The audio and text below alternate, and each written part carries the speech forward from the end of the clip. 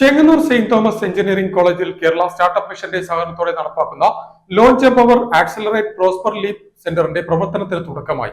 ഇത് സംബന്ധിച്ച ധാരണാപത്രവും സ്റ്റാർട്ടപ്പ് മിഷനും കോളേജും തമ്മിൽ ഒപ്പുവച്ചു.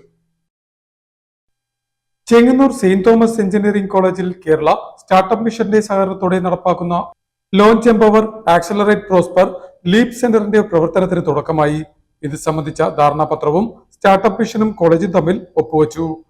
കോളേജ് ഹാളിൽ സംഘടിപ്പിച്ച ചടങ്ങ് startup mission chief executive officer Anoop Ambika ഉദ്ഘാടനം ചെയ്തു.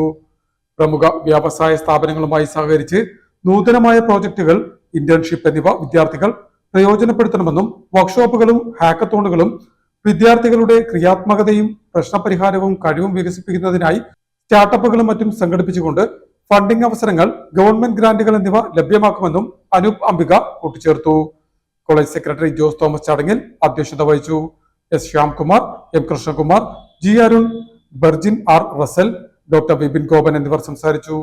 College principal doctor V Ajith Prabhu ചടങ്ങിന് സ്വാഗതവും കോളിൻസ് ഷിബു നന്ദിയും പറഞ്ഞു. വിദ്യാർത്ഥികൾക്ക് സ്വയം സംരംഭങ്ങൾ തുടങ്ങാനുള്ള ആത്മവിശ്വാസവും പ്രചോദനവും ലീപ്പ് വഴി സാധ്യമാകുമെന്ന് കോളേജ് അധികൃതർ കൂട്ടിച്ചേർത്തു. News star news, Alappuzha.